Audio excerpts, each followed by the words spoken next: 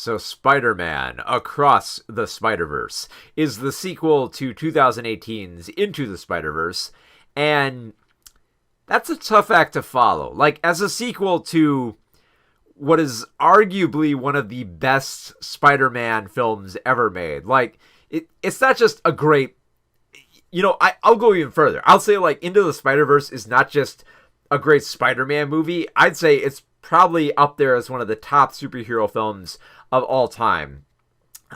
Just because of what they did with the material, how they played with it, how they had fun with it, how it could still be a serious Spider-Man story, and just have just eye-popping, groundbreaking animation that you would not see in any other animated film. So that's a tough act to follow. I mean, like, Into the Spider-Verse won the Academy Award for Best Animated Film. That's a huge act to follow. So I was kind of like, I was excited for Across the Spider-Verse, like the long-awaited sequel. And especially I was looking forward to the fact that a lot of the same staff was involved here. So it's like, okay, it's the same crew and they're probably going to do a good job, but I'm going to like temper my expectations here because I loved Into the Spider-Verse so much, and I really don't want this sequel to falter.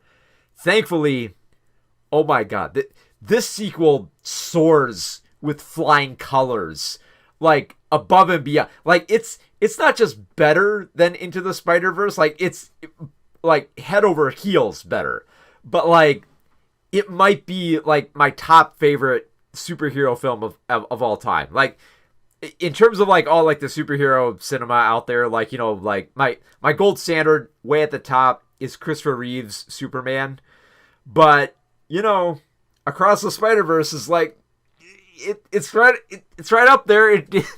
I think after a few rewatches it might be there. So yeah, I love this film so much for a number of reasons. For one, I love the fact that that they improve more on the concept of this new Spider-Man and developing as a more interesting character as opposed to just going through the motions. So you have Miles Morales as the new Spider-Man, replacing the Peter Parker who died in his universe, which is established here as Earth 1610. And he's kind of coming into his own on it, after being in contact with the multiverse of other spider people, like Spider-Woman and like Peter B. Parker from another universe. He's kind of gotten used to how to become Spider-Man and is kind of fitting well into that role. He's going through the expected emotions that you have with Spider-Man, which is that, you try to balance your schoolwork with defeating villains, and you can't quite balance both. Like Miles is trying so well here, but he can't quite find that balance. He's having problems at home where, he's kind of fighting with his parents and he can't quite meet up to their expectations, and just can't find that work-life balance to his life that Peter Parker always strived for. While at the same time, still getting in like the quips and still fighting villains and still being frustrated and having all the relatable and familiar problems that we associate with Spider-Man. And the film does a good job getting into that with his character. At the same time, though, here's the thing. Like, it feels like the film is kind of making Miles like your standard Spider-Man, and then you're kind of thrown for a loop. Because, like, the villain that the film opens with, that Spider-Man fights, is the Spot, voiced by Jason Schwartzman. I should also mention that Shameik Moore also voices Miles Morales, and his delivery is still just as perfect as it was in the last film. I would actually say it's much better just because he's given a lot more emotional weight to work with here, as I'll divulge later. But essentially, Spider-Man is fighting the Spot, who's this new villain who can like create holes and portals, and he's treated as a villain of the week, especially since he's basically knocking off like convenience stores. But then you're surprised to discover that there's actually more to the Spot than this. Like, because you would think like, okay, you have you have him like ripping off convenience stores, and he's voiced by Jason Schwartzman. You think like, okay, this is just going to be like a comedic character. He's going to be there for like some fun Spider-Man antics, and then we'll get to like the real villain, the big one, who's going to play a bigger role in all this. And like basically like the Rhino in Amazing Spider-Man 2. You think he's just like a starter villain. But it turns out that the Spot is actually plays a much bigger role. Like, for one, he has more of a bigger relation to Miles. Like, they establish him as like one of the scientists who is more or less responsible for making him become Spider-Man. And because of Miles' interference, he ended up becoming the Spot. And because the Spot feels this irrelevancy, he decides to basically... Not quite. I don't want to reduce it, because it's essentially the same thing that Wanda Maximoff did in the Multiverse of Madness by traveling to other dimensions to, improve himself. But it's not just about like, attaining something specific. It's about finding relevancy, to not just be seen as just like a goofy villain that nobody takes seriously. So instead, the Spot decides to go to the multiverse, gain more power, and become like basically a god, so that he can, control all of time and space and be recognized as more of a threat. But his fight is more or less for a relevancy, which plays well into Spider-Man's role. Which I'll get into a little bit more. But at the moment, I want to talk a little bit about Spider-Woman in this film, Gwen Stacy, who's voiced by Hailee Steinfeld, because Gwen has probably the most complete arc in this film. Like her story in her own universe kind of bookends this film. They establish her as someone who, she has tragedy in her life. She's distant, and she feels that she can't connect with her cop father. Especially since, her dad wants to bring in Spider-Man, and she's not sure that she can come out to her father and, and be honest with him.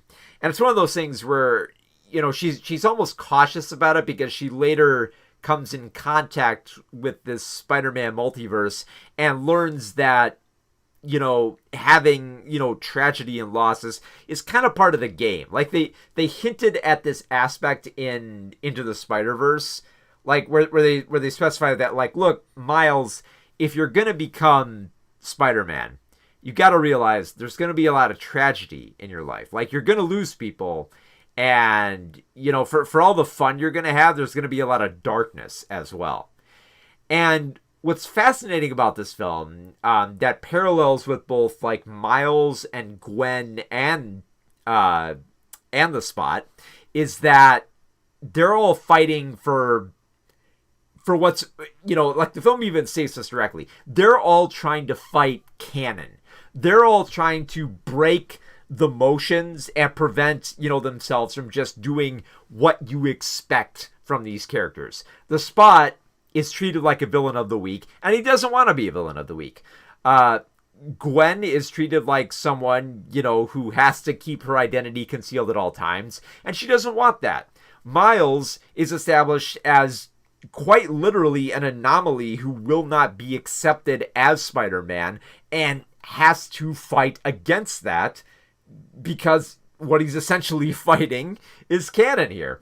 And this becomes more apparent once Miles and Gwen come into contact with Miguel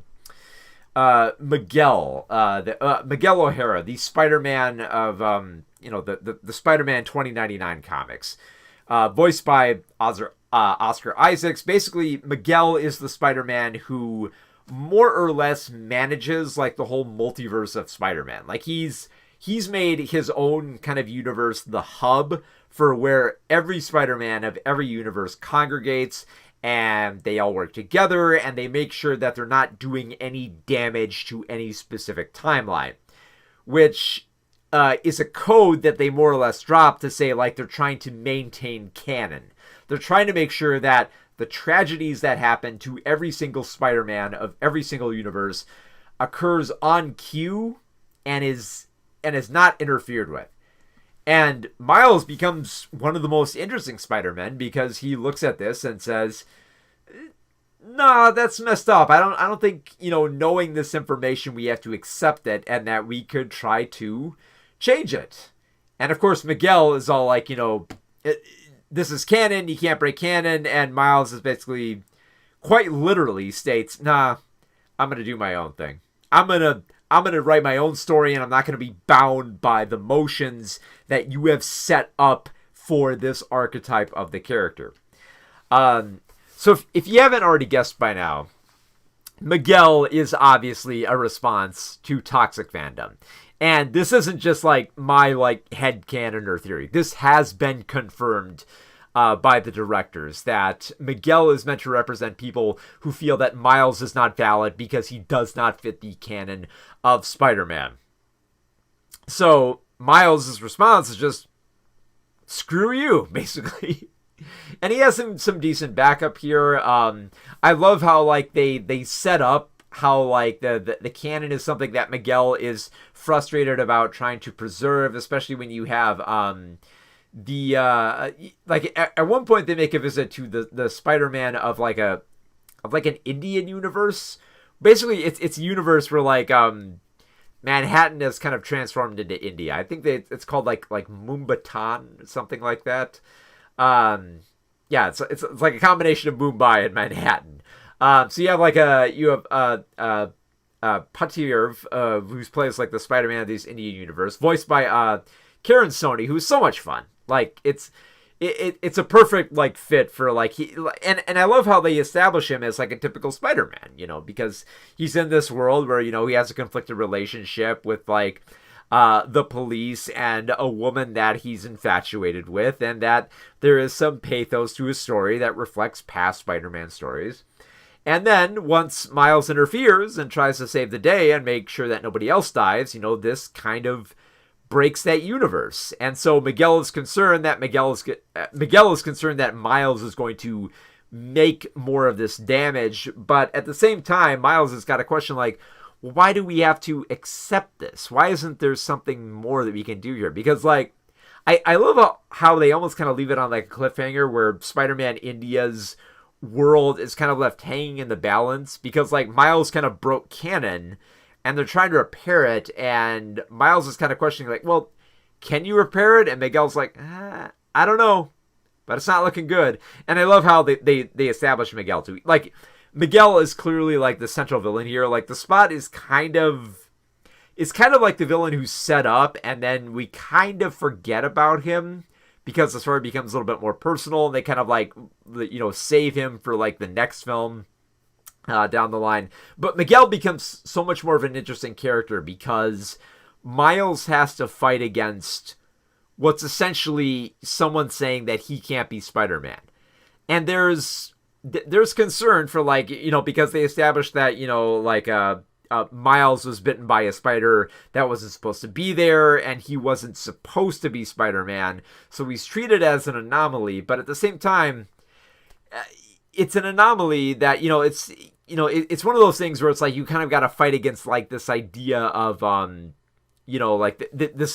this phony idea of utilitarianism about killing one so that billions can live, which is it's a conflicting view, and it's and it makes Miguel someone who's a villain who's understandable in what he's trying to do, but at the same time they lean in thick to him being the villain because his ultimate goal is to preserve fandom.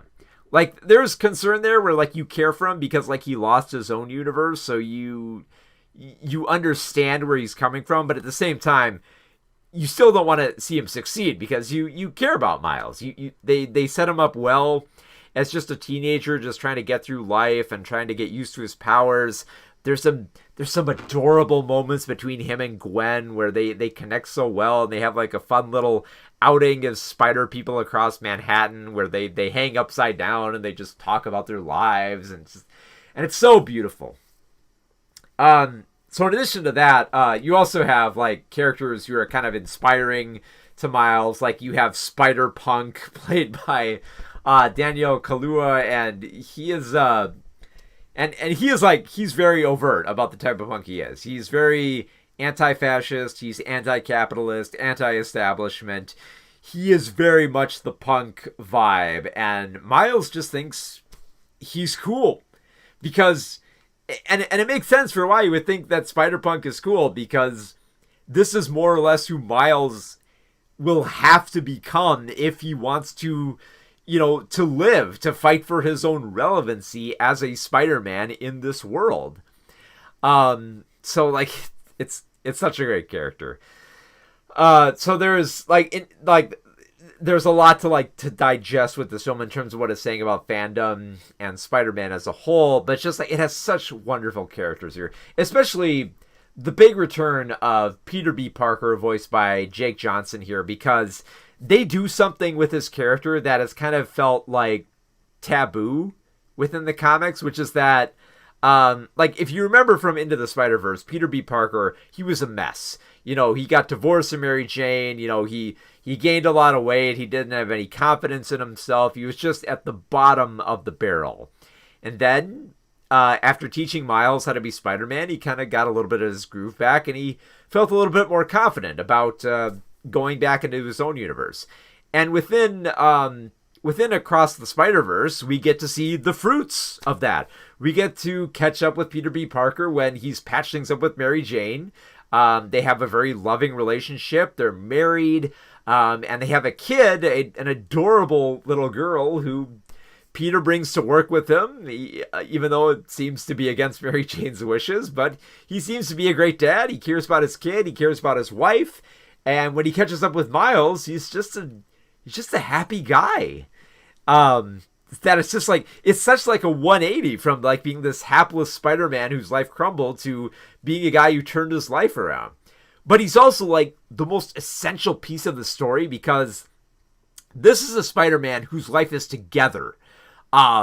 His life is perfect. He could just forget about the entire Spider-Verse altogether and just live his wonderful life with his wife and daughter, which is great. It's a great life for him. But he doesn't, because he trained Miles, and Miles helped him get his groove back. So when Miguel decides that we got to take Miles off the map, Peter feels that, that this kid helped me. I feel like I owe this kid, and I got to help him. And I love the fact that Peter Parker is established as a mediator. That like he's basically trying to like talk down Miguel from trying to imprison Miles to preserve the timeline. And it's also Peter trying to talk to Miles to try to to make him understand where Miguel is coming from, but also try to find a middle ground. Like, he's trying to preserve peace. He wants to not have the Spider-Verse be at war with each other, which kind of makes him such a great example of Spider-Man, especially when you consider what he was in Into the Spider-Verse, which is baffling that a lot of people are saying that this Spider-Man is emasculated just because he shows up to work in a bathrobe. Like, some people have called him a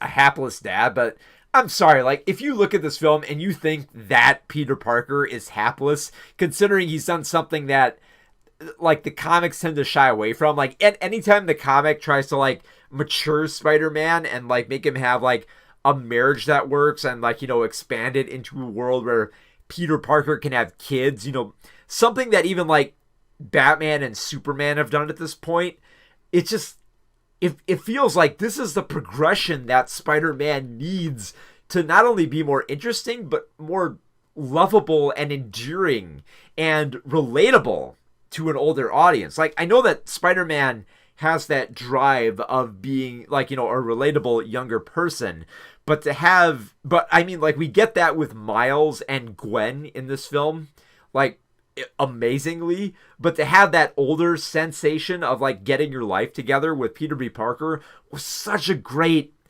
payoff from the previous film, but also just showing a different perspective that no, you don't have to accept tragedy. You can make a better world, and Peter sees that he has that and essentially risks it all just to save Miles. So there's a lot to love about this film, because I haven't even talked about the animation. The animation is just even like the last film was great with how it kind of like animated like a little bit of like somewhere between like twos and fours to kind of give like almost like a traditional look to how the characters move, and like the differentiating backgrounds where you have like like the shifting colors and stuff like that. This film gets even more experimental by having different types of Spider-Man that have different like mediums. Like I love how Spider-Punk has this kind of like cutout vibe to him where like he's got spikes on his head and he's got a guitar which has like a cutout aura around it that constantly changes color like every few seconds to keep it like vibrant and alive. Then you have different mediums mixed in, like like traditional 2D, like limited 2D, like 3D animation. You have live action with a few fun cameos here and there, which are actually pretty cute and clever. And then also, among all things, you have a Lego universe that's briefly addressed, but not in kind of like a. And I need to stress this, like they bring up all these different variants of Spider-Man and different mediums, but they're never treated as though it's like in the same way as like No Way Home, where it's like okay, here's this Spider-Man you might remember, so we're going to show him, hold for applause, and then just kind of slowly get the story moving again. The story does not slow down here. You get to see a bunch of different Spider-Men, and the film does not slow down at all to explain them. In fact, in order to get the audience caught up a little bit, they actually put in like, the little like yellow boxes they put in comic books to describe like, where you might have seen this character before or how this character functions. Basically give you like supplementary information so that, basically if you're watching this at home, you can pause it if you're not quite sure who the Spider-Man is, and the text will be on the screen there, and then you can just move on to the next scene here. So like when they introduce like other characters like the what are some other ones they have here? Like the Sun Spider, who is wheelchair bound, or what are some? I'm pretty sure they reveal like the Spider-Man from the video games. They reveal the Spider-Man who's a car at one point. I think they reveal the Spider-Man clone from the 90s. You actually get a lot of him in this film.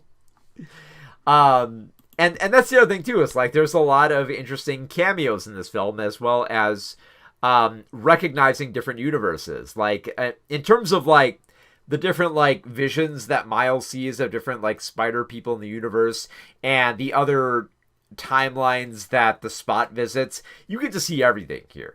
You get to see all the live action Spider-Man universes.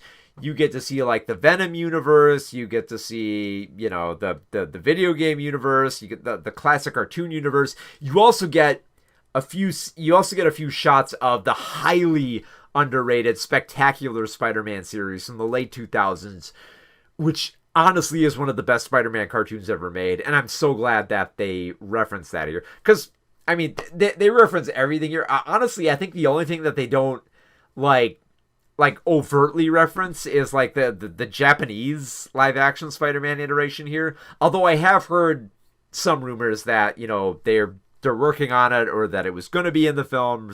But at any rate, basically the film recognizes all the different Spider-Man universes, which they don't hold for an applause, and it works to the benefit of this story because it's trying to establish Miles having a relevancy to be Spider-Man and to fit into this universe. Not to mention, like, just I love the fact that this film is quite like blunt in what it's trying to say with its characters and what it's trying to establish. Like the whole attacking of fans for saying that Miles Morales isn't really Spider-Man is somewhat overt in how like Miguel stresses it's the canon. You gotta protect the canon, and it's just like he looks like a raving lunatic who's just like he doesn't really care for people. He just cares about maintaining canon, which is just like that. It's like toxic fandom 101. And then you have like a lot of people have been talking about this online, but then there's of course the trans allegory for Gwen Stacy's whole arc.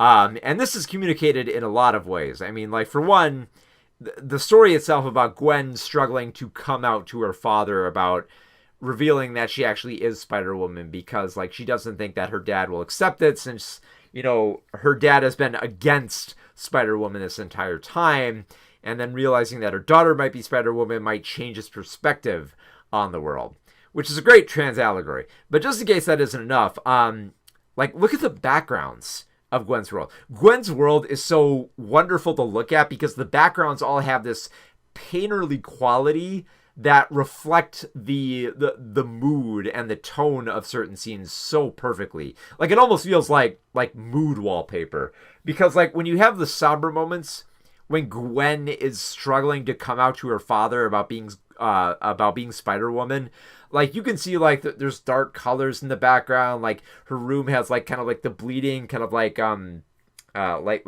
greens and blues, and you can see like if you look closely at the background, I love looking at all the backgrounds here, but like if you look at the background, you can see like a little bit of like paint dribbling down to kind of like establish like the sadness and like the basically that this world is like alive and like the background is reacting to what the characters are reacting to.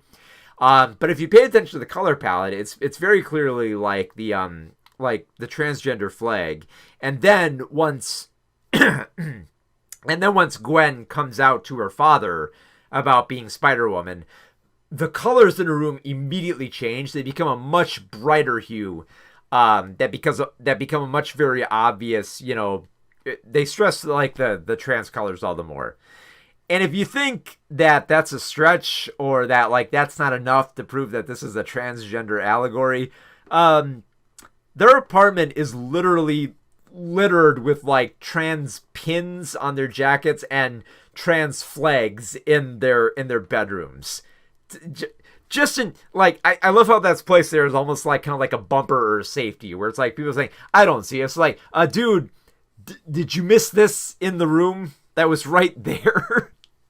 It couldn't be more obvious. So there's almost like a little bit of like hand holding by the director to see like look, this is what we're trying to say. Okay, like we're steering you in the direction here. Like this is the type of story we're trying to tell here. So in case the allegory isn't obvious, they hold your hand to it.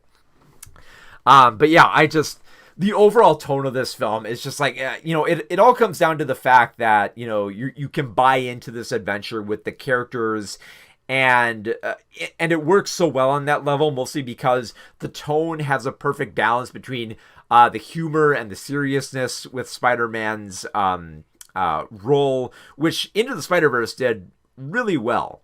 But I feel like Across the Spider-Verse does it so much better because it's much more weightier. Like when there are funny scenes, they're hilarious. They're perfectly timed. They're ridiculous. They're great visual gags, and it's just like the little bit of like mumblecore that's going on here is really funny.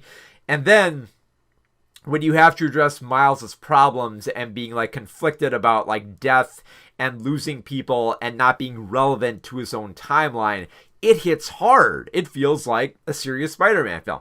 It doesn't just feel like, I doubt anyone is going to do it at this point, but it doesn't just feel like, okay, here's an animated Spider-Man movie for kids. It's not that. Like, sure, you can take your kids to this, but I doubt that anybody wouldn't be taking their kids to Spider-Man movies if they were live action anyway. So like that being said, this is probably, not even probably, this is one of the best Spider-Man movies ever made. And the fact that this is only the first part of a two-parter, this has to be like described as like the Empire Strikes Back of this Spider-Man trilogy, because it ends on such a wonderful cliffhanger. Like you don't get closure with Miles per se, but you do get closure with Gwen Stacy's route, and then it gets you more excited to get back into Miles' story for relevancy and fighting against the multiverse, and everything that it teases for the next film is just so brilliant. So like I think like that should be made clear going into this film. Like this is the first part of a two-parter, and I feel like it's almost kind of like a little bit of like a bait and switch that they were doing with the film's title, because if you might remember, like last year, the film actually did have the subtitle of being part one. Like it was revealed in the trailer. Like, yes, this is going to be the first part of a grand 2-part finale. And if you don't know that going in, you're going to be frustrated because, like, when I got to the end of the film and it had, like, the to be continued thing, the to be continued credit, I was like, oh, okay, cool. Like, there's more of this really cool story and breathtaking animation that's going to be coming, in the next few years. I can't wait. But of course, because, a lot of people were, like, on the edge of their seat and really excited with this film, there were a few people in my theater who were like, wait, what? That really happened? And I know a lot of people are probably going to hate the film for having that. But I just love it all the more. Like, cause think back to like The Empire Strikes Back or Infinity War, and how great those films were. Even when you got to the ending and you were a little bit offended, it's like, oh, I didn't get the full conclusion. I got to wait till the next one. And it's like, and I understand the anger there because you want to see the story finish. But at the same time, the story that's been set up here is great. It's not one of those films where it's like, you just slog through it and then you get to the post-credit scene and it's like, oh, okay, I gotta see this film next. And I wonder what'll happen there. No, this film works on its level of just defying canon, establishing Miles, finding a romance between Miles and Gwen that works so well, having eye-popping animation, having fun with the Spider-Man lore, and just making a great balance of seriousness and playfulness within this Marvel Comics character that is just head over heels one of, like, the best Marvel films ever made.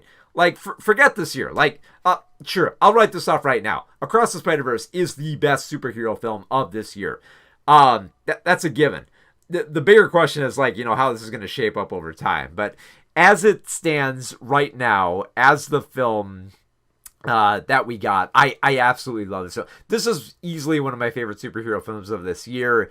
Not just for the animation, not just for the characters, not just for the writing and the voice acting and just the playful meta nature that never slows down and never just stops the film so that it can look at this cameo, and being much more bolder in, like, the progressive elements that it's trying to push hard.